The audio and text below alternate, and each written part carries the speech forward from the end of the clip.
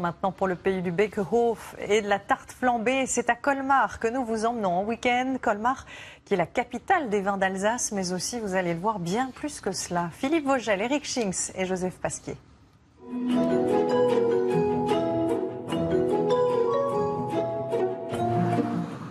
Pour un peu, on s'y croirait. La ressemblance est frappante. Pourtant, nous ne sommes pas à New York, mais à Colmar. La statue de la Liberté réplique exacte de sa grande sœur américaine, une œuvre du sculpteur colmarien Auguste Bartholdi. On sait qu'elle est à New York, mais nous ne savions pas qu'il y en avait une autre à Colmar. De nombreuses œuvres jalonnent le centre historique de Colmar, comme le fameux Petit Tonnelier. Tout au long de sa vie, le célèbre sculpteur est resté attaché à sa ville natale. Impossible de passer à côté du musée Unterlinden, c'est l'un des plus visités de France. Bonjour. Bonjour monsieur, bienvenue au musée Unterlinden. Merci.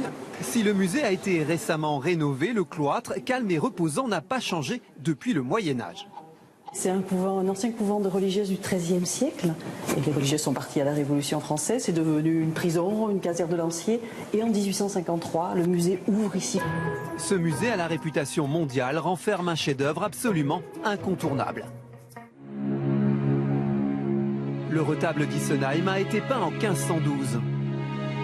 Il est composé de 11 panneaux représentant la vie du Christ et celle de saint Antoine qui était supposée soulager la maladie de l'ergot de Seigle, redoutée au Moyen-Âge. Son auteur, Matthias Grunewald, voulait une œuvre pour frapper les esprits, apaiser les souffrances.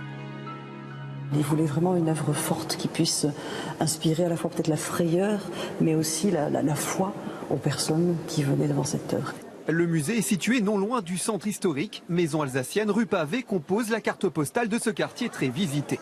Nous arrivons au cœur de la cité historique de Colmar, appelée la Krutno, qu'on surnomme aussi la Petite Venise en référence aux nombreux canaux qui la parcourent.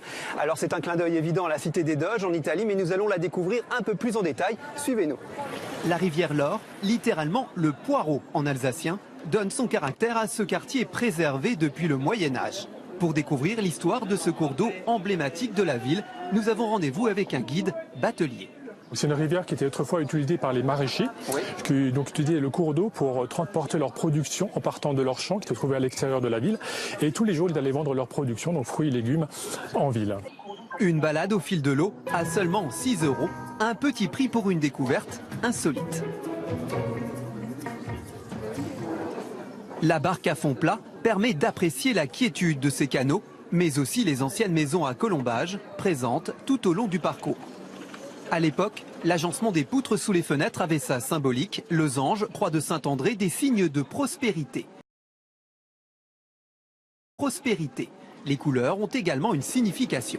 Déjà autrefois on trouvait des maisons alsaciennes colorées, ça n'est pas récent, alors pas avec autant de variétés, mais notamment le rouge et le bleu étaient souvent utilisés. Le bleu était principalement utilisé par les catholiques et le rouge les protestants. Depuis des siècles, Colmar est mondialement connu pour son vignoble, une autre facette de la ville.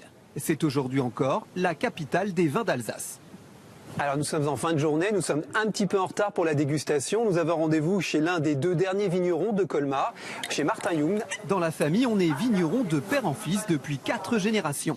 Les visiteurs viennent ici profiter du charme de cette maison du XVIIe siècle, ancien relais de poste, mais aussi goûter au vin blanc d'Alsace. En Alsace, on travaille sur 7 cépages différents. 6 blancs et 1 rouge, donc le Sylvaner, le Muscat, le Pinot blanc, le Riesling, le Pinot gris, le Gewürztraminer et en rouge le Pinot noir. Nous allons maintenant découvrir un autre endroit typiquement alsacien, la Weinstube, restaurant convivial et traditionnel. Nous sommes au Fer Rouge, un restaurant emblématique de la ville de Colmar. C'est aussi le bon endroit pour manger quelques spécialités locales et faire le plein après une journée bien chargée. Alors à table. Et en Alsace, comme dit le proverbe, c'est toujours bon et c'est surtout beaucoup. Les menus sont copieux, rustiques et finalement assez simples à préparer.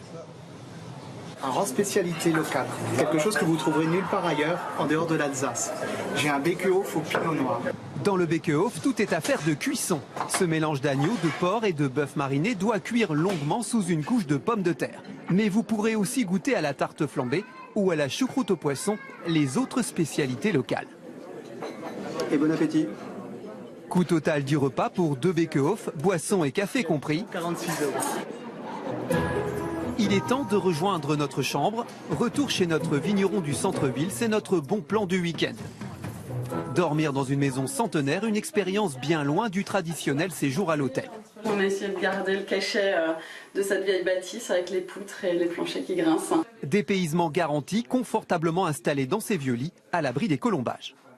Demain, nous continuerons à découvrir Colmar. En attendant, passez une bonne nuit. Pour débuter notre deuxième jour à Colmar, nous allons prendre un peu de hauteur. Bonjour, enchanté Philippe. Enchanté. L'ascension demande de bonnes jambes. Ouais, c'est un peu sportif quand même. Hein. La collégiale Saint-Martin, autre visite insolite. On arrive au paradis là. Et après avoir grimpé 244 marches, nous nous sommes effectivement rapprochés du ciel. Ici vous êtes à peu près à 50 mètres. Hein. Lucien, le gardien de la tour, tenait à nous faire découvrir cette vue imprenable et un beau spectacle. Ouais. Malgré nos jumelles, les cigognos restent cachés dans leur nid. Mais elle est assise dessus, Martin et Martine, comme je les ai baptisés, vous voyez donc... Martin Martine, c'est ça.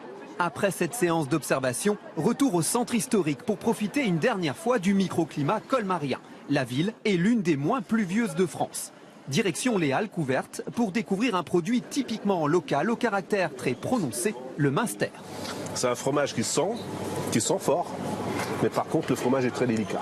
Un fromage au lait de vache emblématique de la région dont l'origine remonterait à Charlemagne. Il est produit dans les Vosges par des fermiers de montagne, à goûter absolument. On voit que la texture est très fine en l'occurrence, mais par contre c'est vrai que l'odeur est... Et là, ouais, tout à fait. Et je ne cherche pas, si vous voulez, on a des produits qu'il faut imaginer que les gens peuvent tenir un petit peu, quand même une dizaine de jours chez eux, quoi. Peut-être un dernier souvenir de Colmar, à condition d'être bien emballé. Au total, ce week-end nous aura coûté 160 € avec le Münster dans nos bagages. Et les bons plans, on peut aussi en trouver et on va tout de suite vous le